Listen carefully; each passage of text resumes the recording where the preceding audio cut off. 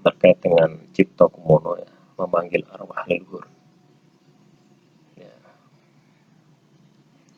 Mantra ya, Sang Yang Cipto Kumono Rawuh no Sejatine. Ya, siapa ya? Siapa nama leluhur yang ingin dihadirkan? Atau teman-teman kalau ingin tahu ya, leluhur saya katakanlah terah mana, terah kerajaan mana, Mataram, Singosari, Majapahit, teman-teman bisa memakai keilmuan ini ya. Kang Aperoco ing sanggobuwono rawuh micit ono ing pangarsaningsun.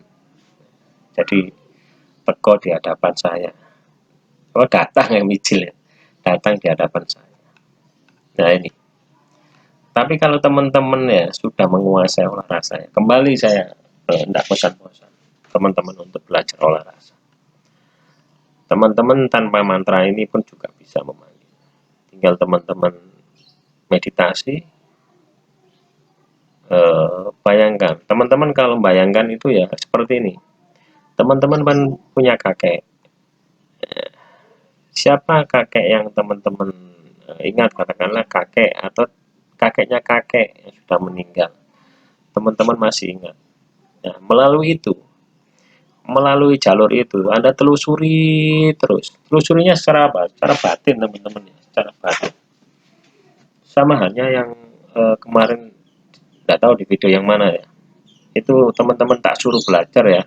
Misalkan teman-teman mau berangkat ke Jakarta ya, dari Malang ke Jakarta. Itu melewati kota-kota mana? Ya sama seperti itu. Misalkan melewati kota Surabaya, Semarang, Cirebon, katakanlah seperti itu. Sehingga titik pos ini ibaratkan ini kakek, ini buyut, ini cangga, seperti itu. Itu telusuri seperti itu. Nah, itu frekuensinya akan nyambung terus. Seperti itu ya, teknisnya seperti itu.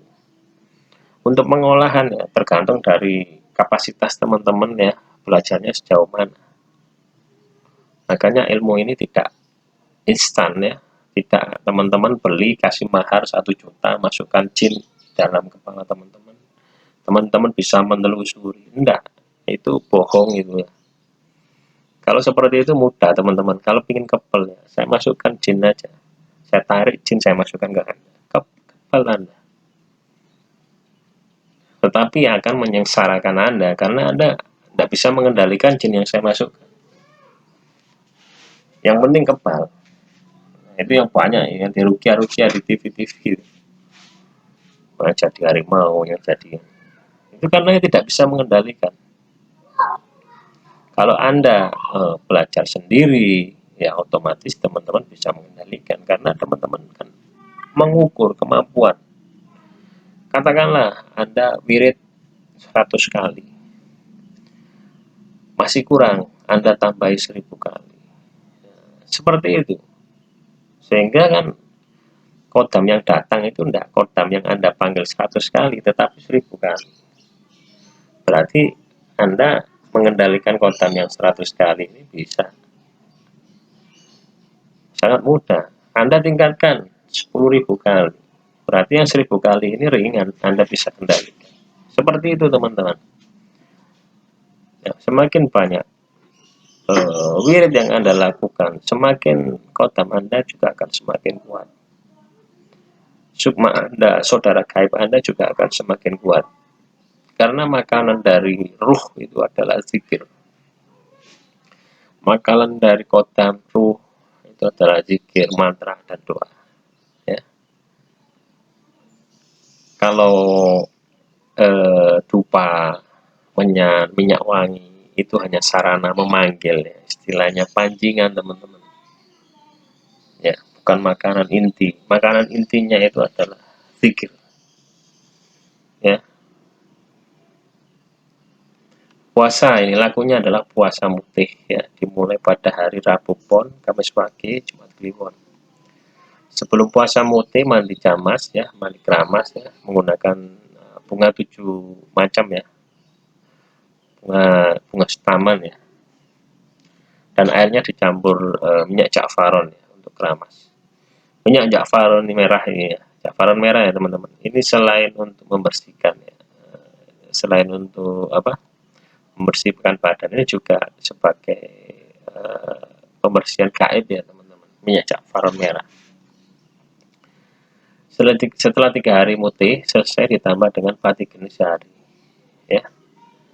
Jadi amalan ini ya, lakukan mutih selama 3 hari ya, dimulai Rabu Pon, Kamis Wage, Jumat Kliwon ya. Setelah 3 hari tambah lagi 1 hari pati geni. Amalan ini dibaca berapa kali? 1 kali saja teman-teman, 1 kali aja. Sang Hyang Cipta Kumono Rawos Jatene itu 1 kali meditasi, 1 kali meditasi, 1 kali. Ini hanya niat teman-teman ya, ini hanya niat.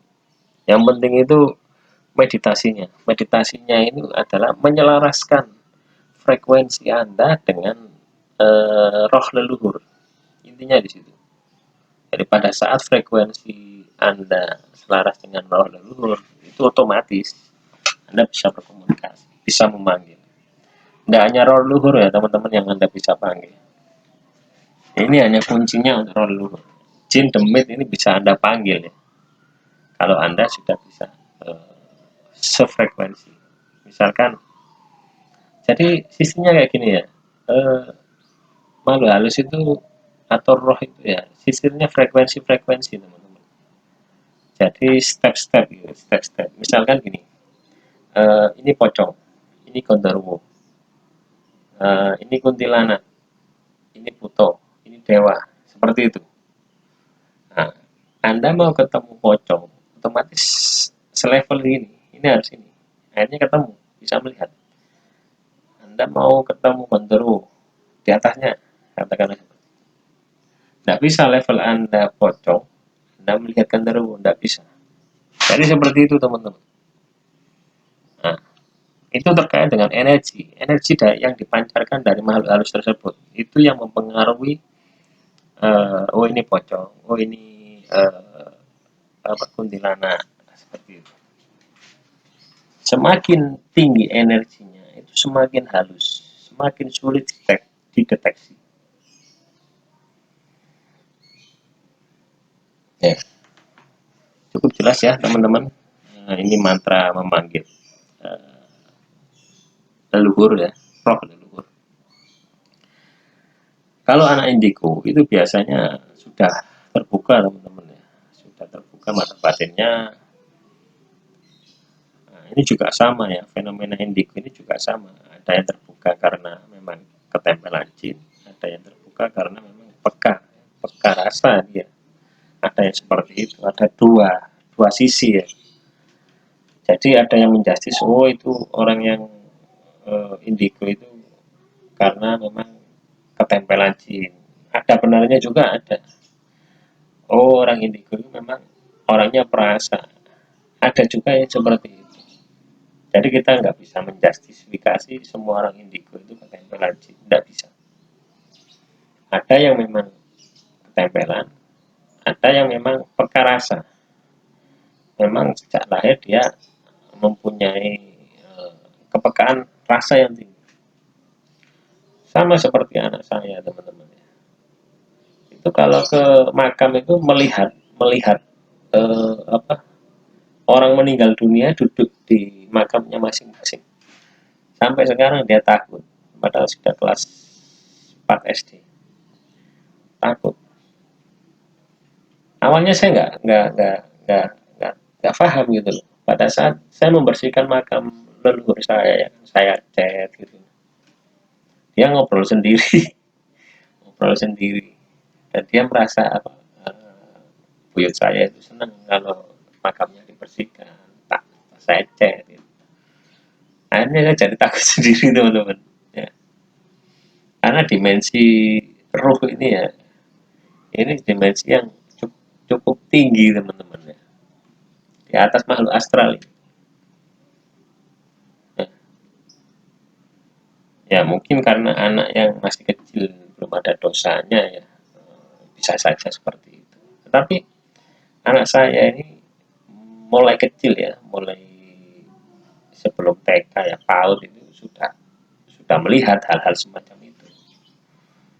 Ya, saya ajak naik motor ya waktu di Pasuruan itu, saya ajak naik motor lewat persawahan itu. Oh itu, saya suruh berhenti, ada tante-tante melambaikan tangan. Nah, ternyata ya kuntilanak. Waktu itu saya belum belum melakukan amalan ini ya. Ya dulu sering wiritan, cuma nggak fokus teman-teman. Tetap ada amalan yang saya amalkan dari saya kecil ada. Tetapi nggak instan ya untuk mengkaji, mendalami, mengaplikasikan amalan-amalan yang sudah saya share di channel ini. Karena adanya kasus, akhirnya saya mau nggak mau, dan karena profesi saya sebagai advokat yang selalu berbenturan dengan ilmu hitam, ya, maka mau nggak mau saya buka lagi ya ilmu-ilmu saya yang saya pelajari dulu ya, saya buka lagi, saya aplikasikan, dan hasilnya ini saya share di channel ini sehingga teman-teman bisa juga mengamalkan. Ya, tentunya teman-teman ya, apa yang Anda amalkan ya, apa yang Anda amalkan, apa yang Anda tawabkan itu akan mengalir ke diri anak Anda. Ya buktinya anak saya itu. Sama juga orang tua saya juga ahli ya, ahli bukan ahli ilmu seperti itu apa supranatural seperti itu. Dia ahli tirakat teman-teman. Ahli tirakat amalannya cuma sholawat, bacaan sholawat terus. Ya tiap hari ngaji, tiap hari semua ibadah terus seperti itu. Ya, jadi mungkin itu ya darah yang mengalir dalam tubuh saya. Ke adik saya dua-duanya itu enggak ada yang suka ya ilmu-ilmu semacam ini, enggak ada. Hanya saya saja. Ya mungkin itulah namanya keturunan ini seperti itu. Teman-teman juga nanti akan Anda lihat ya yang sudah punya anak. Lihat aja anak Anda apakah meniru Anda terkait dengan spiritualnya. Kalau iya, ya katakanlah teman-teman sering melakukan amalan seperti ini ya, ternyata amalannya tidak berhasil, tidak ngefek, tetapi tiba-tiba anak Anda bisa melihat indera apa, mempunyai indera keenam, bisa melihat makhluk halus, yaitu dampaknya seperti itu. Dan jangan kaget ya, itu sudah saya alami teman-teman. Nah jadi saya bisa menyimpulkan semacam ini karena berdasarkan pengalaman pribadi saya dan uji coba selama ini. Demikian, semoga sedikit pembahasan ini bisa menjadi wawasan bagi teman-teman. Apabila ada yang mau mengamalkan, silakan ya. Kurang lebihnya saya mohon maaf ya, panjang lebar, tidak ada tujuan lain supaya teman-teman paham dan tidak salah dalam pengaplikasian. Akhirul kalam, wassalamualaikum warahmatullahi wabarakatuh.